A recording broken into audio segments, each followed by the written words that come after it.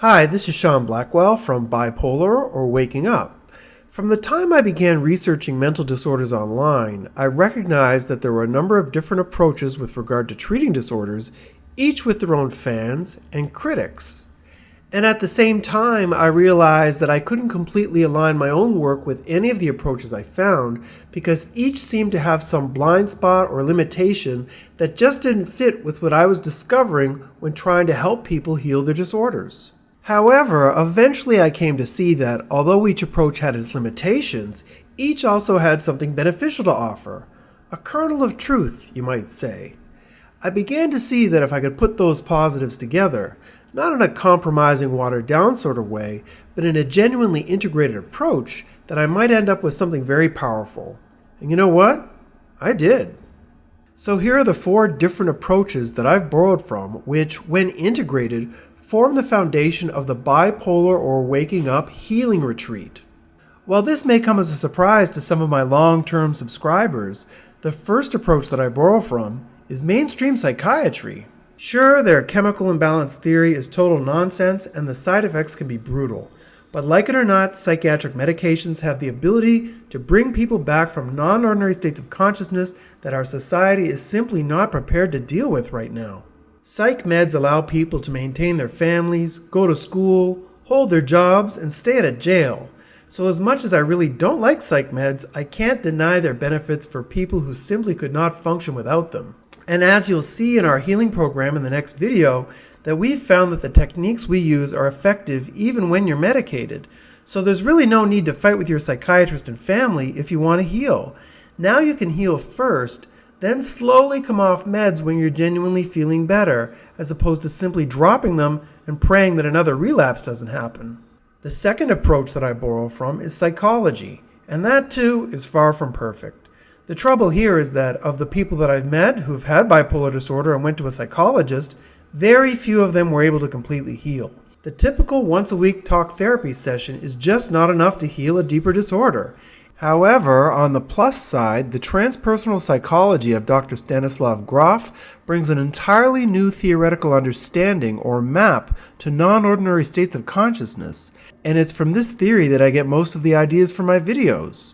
In addition, transpersonal psychologists also bring an added level of professional support by validating spiritual experiences in non-ordinary states of consciousness that psychiatry just dismisses as crazy. In a nutshell, if you've had spiritual experiences in your episodes, then you should be seeing a transpersonal psychologist because they're the only ones who really get it. And while talk therapy on its own is not enough for many of you, it can be very helpful when integrating experiences that you've had in non-ordinary states. Third is the peer support movement, which you can see in action on websites like madinamerica.com or the Icarus Project. Here, the focus is on recovery through community support, allowing people who are having anomalous experiences to be emotionally supported by someone who's already been through the system and recovered in their own way, however they define it. And all of that sounds great, except that sometimes the peer support movement transforms into a rather combative Occupy psychiatry culture, which seems more interested in fighting for their rights than actually healing. In fact, many in the peer support movement view their disorder as not a disorder at all, but as simply being different from the norm, sort of like being gay. It's this part of the movement that I really can't get with, because to deny that you have any sort of disorder also means denying yourself the opportunity to use your disorder as a catalyst for deep personal transformation. But despite my concerns with the peer support approach, it's obvious to me that the emotional connection and sense of community created has been a godsend for many people. Attending the Alternatives Conference in Austin, Texas in 2013, the energy and sense of solidarity among a group of people who are often left isolated and alone was very moving. The fourth approach I borrow from is, get ready, shamanism. Over the years, I've had a small but intriguing group of people online who were getting interested in a shamanic approach to mental disorders. In fact, one posting on the internet in particular, what a shaman sees in a mental hospital, went totally viral. In fact, even the Washington Post carried an article titled, "How a West African Shaman Helped My Schizophrenic Son in a Way that Western Medicine Couldn't." In addition, people like filmmaker and photographer Phil Borges began to explore how shamans treat a shamanic crisis, something most psychiatrists would call an episode of schizophrenia. Phil's new documentary, Crazy Wise, should be out next year. However, for the most part, my experience has been that while the people involved in shamanic practices may have some idea of what's going on, they often lack the theoretical understanding to assist in the healing of someone who has a deeper disorder. To give a few examples, I know of one very prominent shaman from the American Southwest who has a son that takes psychiatric meds for his schizophrenia. And in fact, even the Dalai Lama's brother takes lithium for his bipolar disorder. So it certainly seems that the Tibetan shamans have not been much help there either. And for people with bipolar disorder and schizophrenia, if the shamanic rituals involve plant medicine like iboga, ayahuasca, or peyote, you literally may end up biting off more than you can chew. I know of a number of people who've gone into psychosis and were hospitalized or even jailed after using the so-called plant medicine.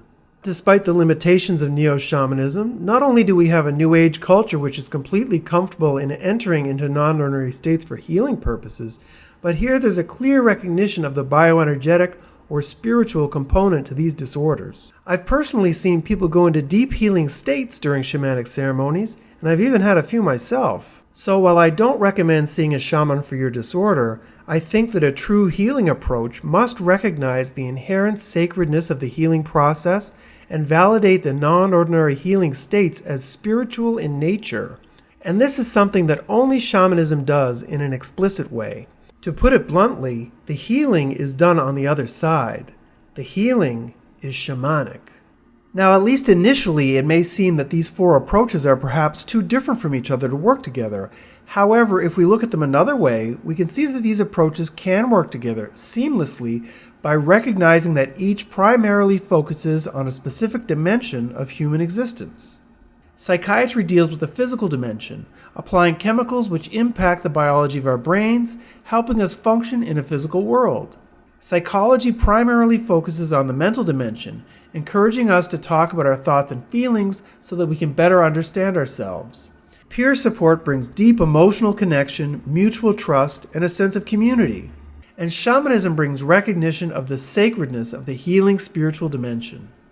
These approaches are the four cornerstones which create the foundation of the Bipolar Waking Up Healing Retreat, a way of healing bipolar disorder which does not conflict with the treatment alternatives available to you today because it incorporates what's useful from all four, allowing for a truly transcendent approach towards your disorder. So what exactly is this healing retreat? Well, that's up next.